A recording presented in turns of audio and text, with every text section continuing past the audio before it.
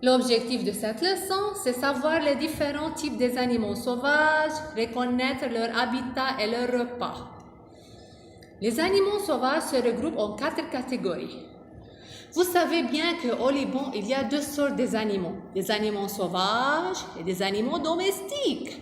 Les animaux sauvages, ce sont les animaux qui se trouvent seuls dans la nature, sans l'aide de l'homme. Tandis que les animaux domestiques, ils ont besoin de l'homme. On peut le mettre chez nous à la maison ou bien dans une ferme. Regardez ici, les animaux sauvages ont un corps recouvert de poils. Tous ces animaux se déplacent en marchant à 4 pattes, par exemple, hyène, l'ours, le renard. Ce sont des animaux, leur corps est recouvert de poils, ils ont 4 pattes, ce sont des animaux sauvages, c'est-à-dire féroces, se trouvent seuls dans la nature, sans l'aide de l'homme. Les animaux sauvages à poils, regardez ici, vous avez les hyènes, l'ours, on a encore le renard, le tigre, le lion. Les animaux sauvages à corps recouvert de plumes, c'est la deuxième catégorie. Ces animaux se déplacent en volant comme le guêpier, le moineau, ce sont des sortes d'oiseaux. Le guêpier se nourrit d'insectes et le moineau se nourrit de graines et d'insectes. Donc, leur corps est recouvert de plumes, ils ont 2 pattes, ils peuvent se déplacer en volant, ils ont leur bec pour manger. Beaucoup d'autres petits animaux comme les insectes. On a des animaux amusants comme la coccinelle, l'escargot et des animaux dangereux comme le scorpion et l'araignée. C'est quoi les animaux amusants? C'est-à-dire des animaux qui sont très douces comme la coccinelle, comme l'escargot, on peut jouer avec eux. Tandis qu'il y a des animaux dangereux comme le scorpion, l'araignée, on ne peut pas, ils sont dangers, ils peuvent causer des dégâts à l'homme.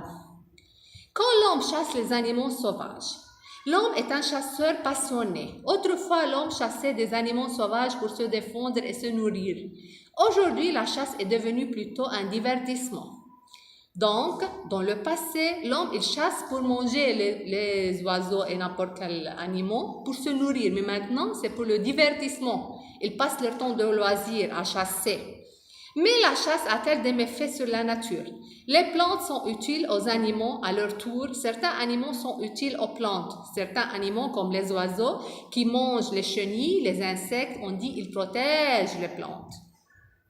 La chasse est interdite parce que la chasse a des inconvénients sur la nature. Regardez, ici, si on tue les oiseaux ont des avantages. Ils mangent les insectes et les chenilles qui nuisent les plantes, qui causent des dégâts aux plantes. Donc, il ne faut pas chasser les oiseaux parce qu'ils sont importants pour la nature.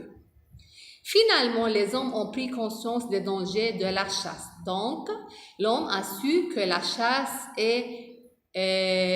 cause des dégâts aux plantes et à la nature et surtout sur la forêt. Donc, il faut interdire la chasse parce que les oiseaux sont importants pour la nature. Ils mangent les chenilles qui causent des dégâts aux plantes.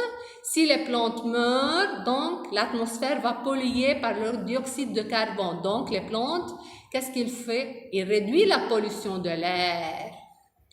Donc, il ne faut pas tuer les oiseaux. Il faut mettre conscience que les oiseaux sont importants pour la nature.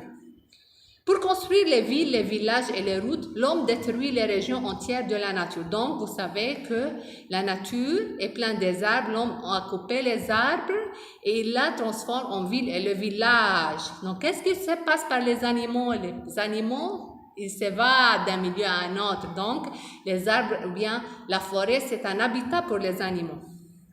L'homme détruit les habitats des animaux pour construire des villes, des villages, des routes, des centres de divertissement. Donc, l'homme a transformé la nature, la forêt, en ville et en village, en route. Certains animaux disparaissent, d'autres cherchent de nouveaux endroits pour se nourrir et s'abriter. Donc, il y a des animaux, ils ne peuvent pas marcher de longues distances, ils se meurent. Donc, il faut faire attention à l'habitat des animaux. La nature est en train de s'appauvrir en animaux et en végétaux, il faut la protéger.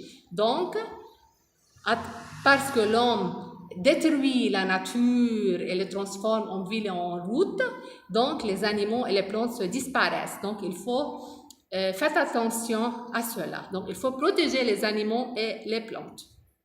Au revoir mes petits et à bientôt.